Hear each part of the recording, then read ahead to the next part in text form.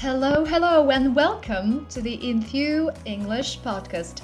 It's episode 17, and I'm your language coach, Klaudia.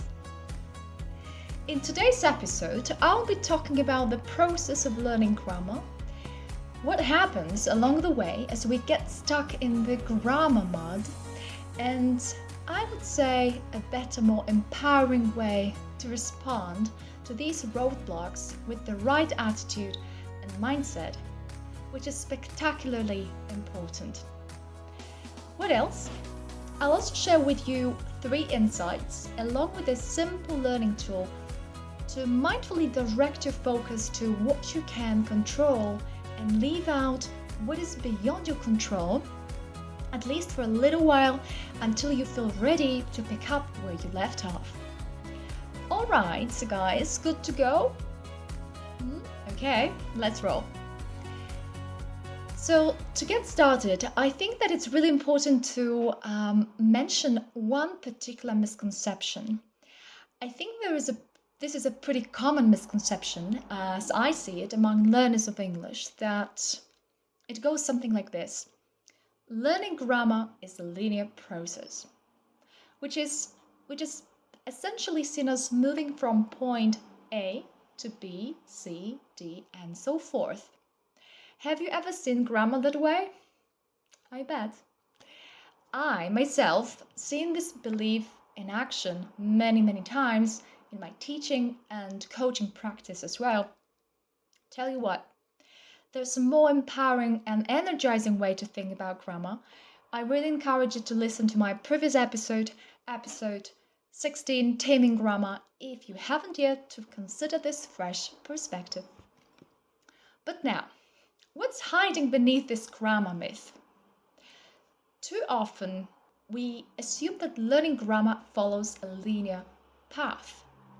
That whoever is learning, that they are going in a straight line from one aspect to another. But the reality is, language learning is more dynamic. And sometimes we simply need to circle back and forth, revisiting, revising, reinforcing different, or even questioning different grammar concepts, or different pieces of information that we gather along the way. And it happens at various stages of proficiency of your of language levels. To sum it up, it is not a one-time progression. To give you another example of how the process of learning grammar can unfold, can happen, let's think for a moment about explaining complex ideas.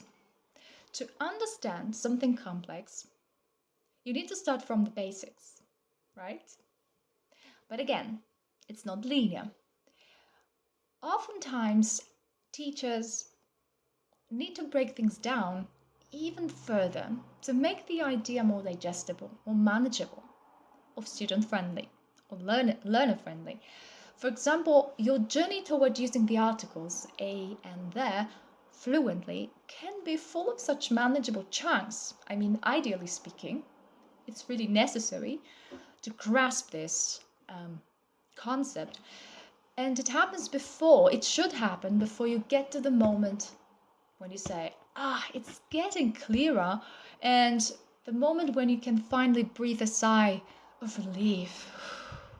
I'm well, and say or think I'm well on my way to using them at the right moments, and when necessary, not when it's totally redundant.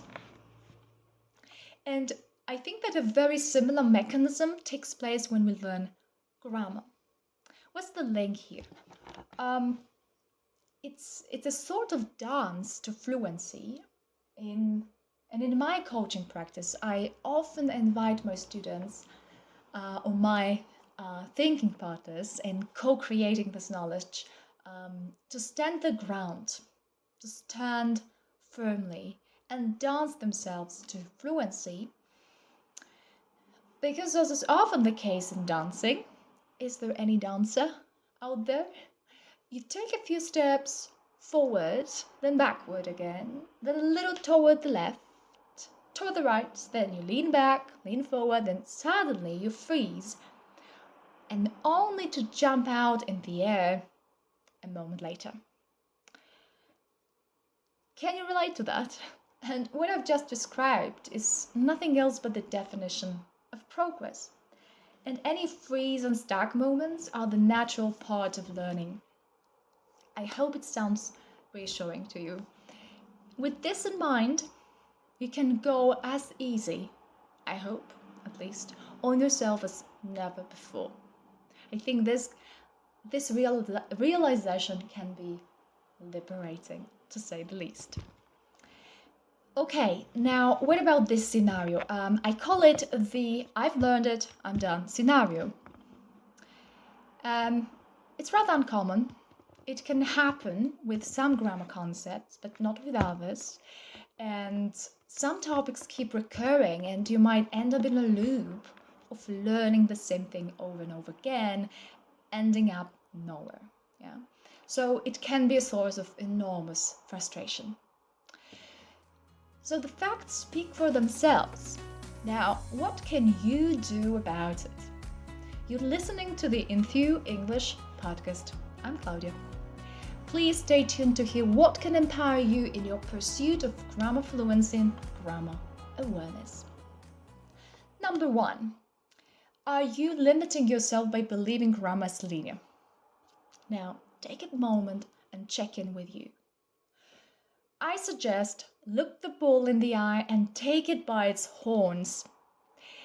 It's naturally tempting to think that you can learn grammar once and for all. Wow, it's such an alluring idea. In fact, it's a journey that can last a lifetime. Oops, a bit scary, I know.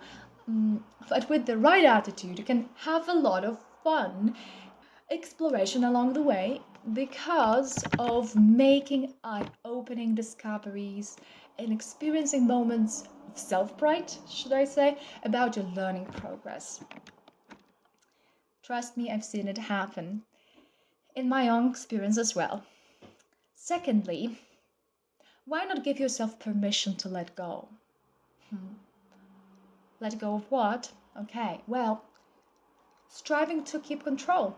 Those of you who are striving to keep control, nudging and pushing yourselves to try, in this case, to understand at all costs, right here, right now.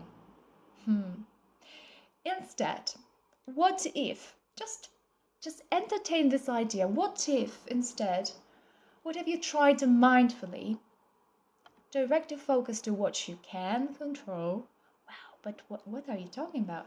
Well, there's a simple learning tool that you can apply here and right now to let go of this control, and it's about being selective. I believe that becoming selective is a matter of training your brain to focus on what you can understand now, what you feel comfortable with, even trying to when you feel comfortable thinking about something, expanding your mind, something intellectually stimulating, giving you even a dopamine hit rather than increasing your cortisol levels when you get stressed. So the opposite effect of what we desire here. Right, so it's all about training your brain to focus on what you can understand now, and then doing what? Well, proactively, gradually moving toward a greater understanding of the concept and letting yourself arrive there in your own sweet time. No pressure. Because of the circularity of learning, and I'm going to talk about the circularity in my next episode, episode 18. So because of this circularity of learning, you will have a chance to gain new insights and perspectives after seeing, for example, something 10 times, 20, 30, 100, even more. I think that not every piece of material will produce the same reaction in you. I've seen it happen. I have. Not every time will you look at the same structure in the same way.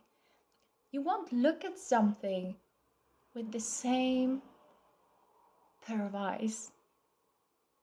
Guess what? I'm speaking from my own experience too, as a learner. What I'm going to say now is my guiding principle, actually. Listen carefully. Our eyes watch, but the brain sees. Some food for thought for you guys. Okay, thirdly, now I encourage you to take bold steps and learn grammar through trial and error. What's that like in practice? I'm proud to say that I have come up with a 3-step process of learning grammar courageously. Yeah, that's the main idea here, courageously, because that's what I see working out well. If and only if you dare to try. The basic idea: learn shamelessly from your glorious mistakes. What I want to share with you will be more suitable for another episode, so next time I'll come vigorously back to you with some ideas on how to use mistakes to your advantage. And as a side note, let me share with you this. In my own approach to grammar, I'm tirelessly and constantly analyzing the way others speak English, which indeed involves trial and error. So I have come to understand that you cannot do it without experimenting and testing your ideas. You cannot analyze, you cannot use the language that you have analyzed as well without experimenting and testing these ideas. So now you know one of the many ways I bring the real life aspects of English into our classes. It's a process which I trust, and it hasn't failed me. I'm working on refining it.